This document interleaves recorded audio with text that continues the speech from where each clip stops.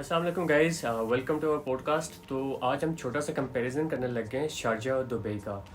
तो नुमान, आपके क्या कमेंट्स होंगे अबाउट शारजा एंड दुबई? आप क्या इन दोनों में से कंपैरिजन करेंगे?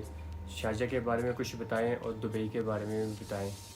जी वालेकुम सलाम Nasir, thank you so much for inviting me to your podcast. तो डिफरेंस किस बारे में, कि मैं काफ़ी सारी डिफरेंसेस हैं, काफ़ी सारी सिमिलरिटीज़ हैं, तो कोई स्पेसिफिक चीज़ बताएं ना कि किस चीज़ के बारे में आप जानना चाह रहे हैं, इन दोनों में क्या डिफरेंस है।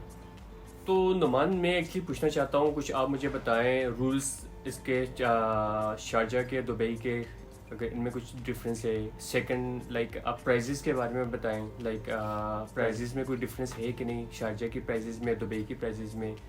और भी आपके जहन में कुछ आपने जो चीज़ फील की हो अभी, जैसे कि हम लोग अभी शारजा में रहते हैं, तो पहले दुबई में थे, तो आपने कुछ चीज़ें फील की होंगी ना, तो वही सब चीज़ें अगर आप हमारे व्यूवर्स को बता दें तो। जी जी, मैं समझ गया आपकी बात। तो शारजा और दुबई में प्राइसेस का टू बी ऑनेस्ट काफ़ी डिफरेंसेस हैं, लेकिन जो एक मेन डिफरेंस लोगों को लगता है वो ये है कि जो दुबई है वो काफ़ी एक्सपेंसिव है और आपका जो शारजा है वो चीप है। लेकिन मैंने दोनों चीज़ों में जो है ना कंपैरिजन करके देखा है, मैंने दोनों चीज़ों को खुद, मैं दोनों जगह पे रहा भी हूँ, आपको पता भी है। तो शारजा जो है ना, सिर्फ़ और सिर्फ शारजा की आपकी जो रेजिडेंस है वो नो डाउट वो कुछ सस्ती है, आपकी चीप है।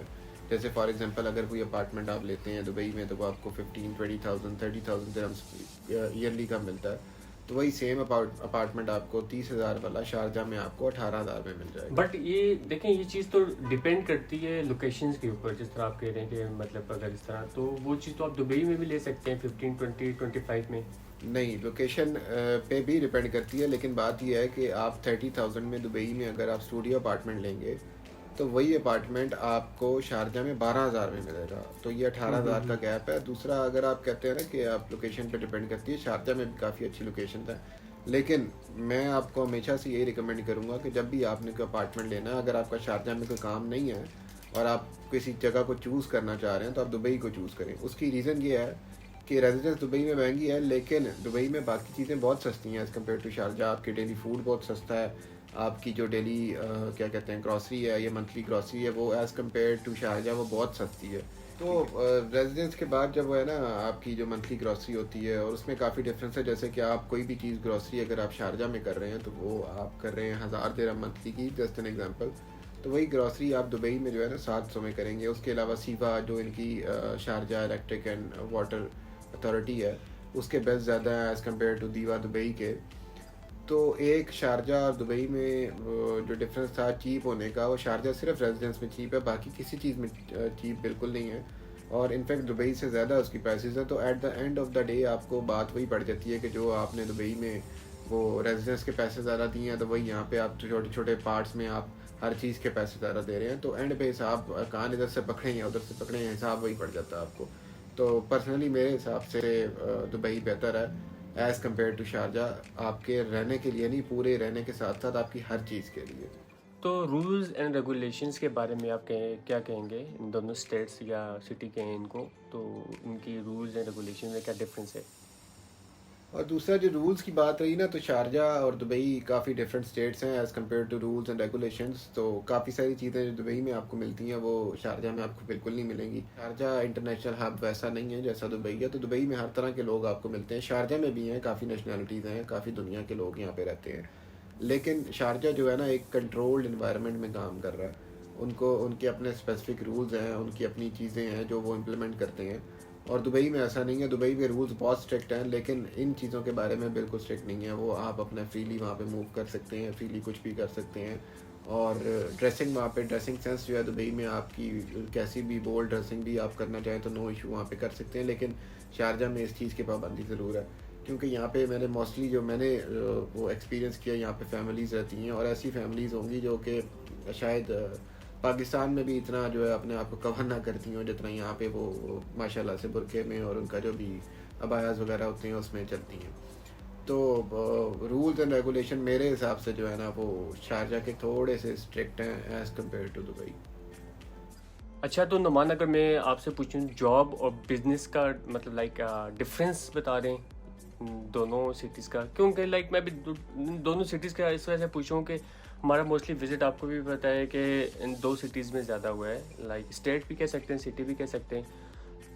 तो जॉब्स या बिज़नेस बंदा करना चाहे तो किसी भी कंट्री से आता है यहाँ पे, तो कौन सा सिटी या कौन सी स्टेट उसके लिए बेहतर है?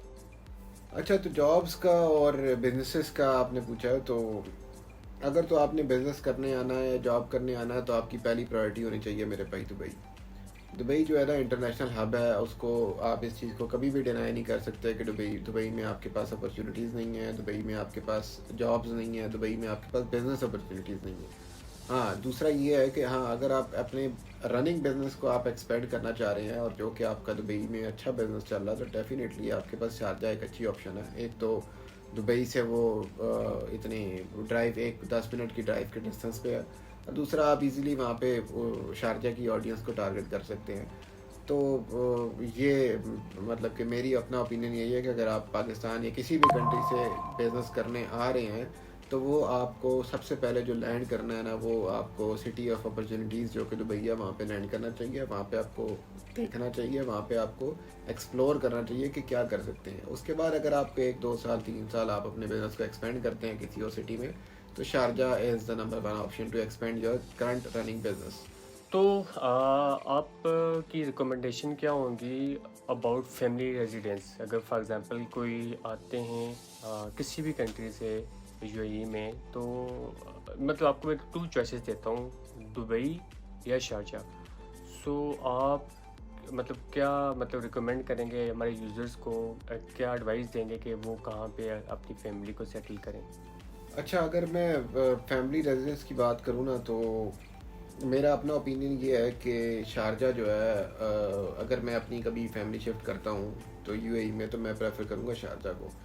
वो मेरे लिए ऐसे ही होगा जैसे कि मैं इस्लामाबाद में अपनी फैमिली को मैं देख के रखता हूँ वहाँ पे पाकिस्तान में। जैसा कि पाकिस्तान में या इस्लामाबाद में बोल्ड इन्वायरमेंट बिल्कुल भी नहीं है जैसा कि और कंट्रीज़ में है, तो शारजा में भी बिल्कुल वैसा ही है। मैं मतलब एटलीस्ट मैं ये चीज़ क्लियर रहूँगा, मेरा दिमाग क्लियर होगा कि भाई मेरे बच्चे किसी बोल्ड इन्वायरमेंट में नहीं पढ़ रहे हैं, मेरे बच्चे किसी अच्छी जगह पे पढ़ रहे हैं, मेरी मेरी फैमिली किसी अच्छी जगह पे रह रही है, और उस जगह पे उनको एजुकेशन भी उनकी जो दीनी जो दुनियावी एजुकेशन है वो भी ले रहे हैं, उसके साथ साथ एटलीस्ट उनको दीनी चीज़ों का भी पता चल रहा है। तो इतनी बोल्ड चीज़ों में वो लोग नहीं जा रहे हैं, तो definitely my first option would be Sharjah to shift my family from Pakistan to UAE.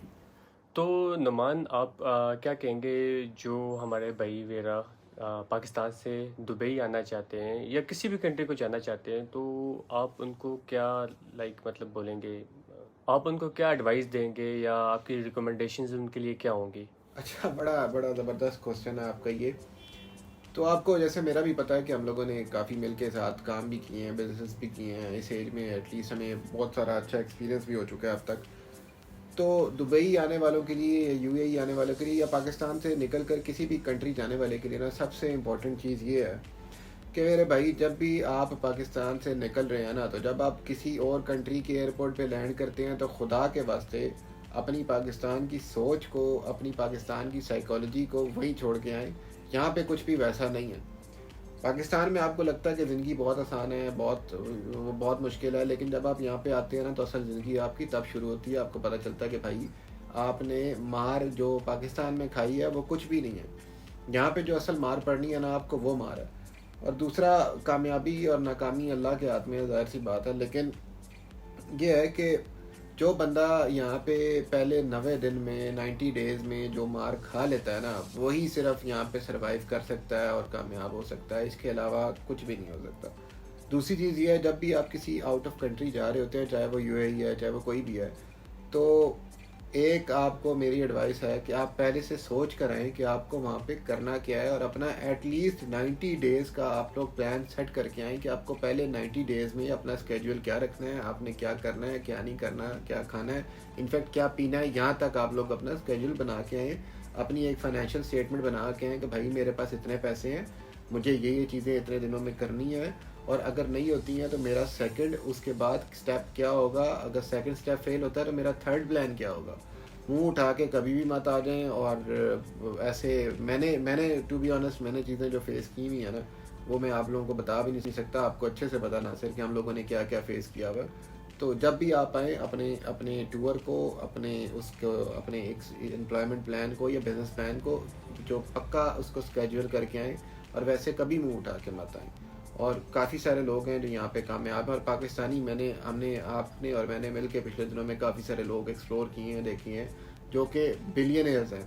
Pakistan में स्लम्स में रहते थे, इंडिया में स्लम्स में रहते थे, यहाँ पे बिलियनर्स हैं। सिर्फ उनकी कामयाबी का राज यही है कि उन्होंने हर चीज़ को अपने स्केड्यूल किया है और हार्ड वर्क करते रहे हैं। ये नहीं है कि वो शुरू से ही कामयाब हो गए थे, वो नाकाम भी हुए हैं, लेकिन उन्होंने दिल नहीं छोड़ा। आसान अल्फाज में जिसको कहते हैं ना दिल छोड़ना, उन्होंने दिल नहीं छोड़ा भाई कि अब ठीक है हम लोग एक दफ़ा फेल हो गए तो हम लोग जा रहे हैं पाकिस्तान। तो भाई यहाँ पे लोगों ने ऐसे ऐसे लोग हैं जो आज रोल्स रॉयस में फिरते हैं, और उन्होंने मांग मांग के रोटियां भी खाई हैं दुबई में। इन लोगों की आप सक्सेस स्टोरीज पढ़े ना तो आपका दिमाग हिल जाए। तो इस सारी बात को कंक्लूड करते हैं भाई, अपना जो है ना स्केड्यूल करके आएँ, अपने हालात, अपने वाक़यात, अपना दिमाग सारा कुछ पढ़ के यहाँ पे आएँ, और जब यहाँ पे आ जाएँ तो पीछे वाली चीज़ों को छोड़ें और आप यहीं पे आप रहें, और यहीं पे इसको समझें कि यही आपका देश है और यही आपका भेस है। सो व्यूवर्स, आपके साथ काफ़ी अच्छा नॉलेज शेयर किया नुमान ने, तो आई होप आपके भी नॉलेज में इजाफा हो गया होगा। ख़ासकर उन लोगों के लिए जो न्यू हैं, यहाँ पे आए हुए हैं, या लाइक वो मूव होना चाहते हैं। तो इसी तरह हम मतलब डिफरेंट कंट्रीज़ के ऊपर, डिफरेंट टॉपिक्स के ऊपर बात करते रहेंगे इंशाल्लाह। जैसा आप सबको पता है कि हम लोग मोस्टली मतलब जितनी भी पहले वीडियोस हैं मतलब वीलॉग्स के ऊपर थी, बट इंशाल्लाह फ्रॉम टुडे हम लोग पॉडकास्टिंग भी स्टार्ट करेंगे, जिसमें इंफॉर्मेटिव वीडियोस हों, और मतलब जिसमें व्यूवर्स को मतलब लाइक बेनिफिट्स हों, उनको फ़ायदा हो। तो इंशाल्लाह मिलते हैं नेक्स्ट वीलॉग के साथ भी एंड न्यू पॉडकास्ट के साथ भी। तो हमें याद रखिएगा। अल्लाह हाफिज़। और हाँ, चैनल को लाजमी सब्सक्राइब कीजिएगा और वीडियो को शेयर कीजिएगा। Thank you so much. अल्लाह हाफिज़।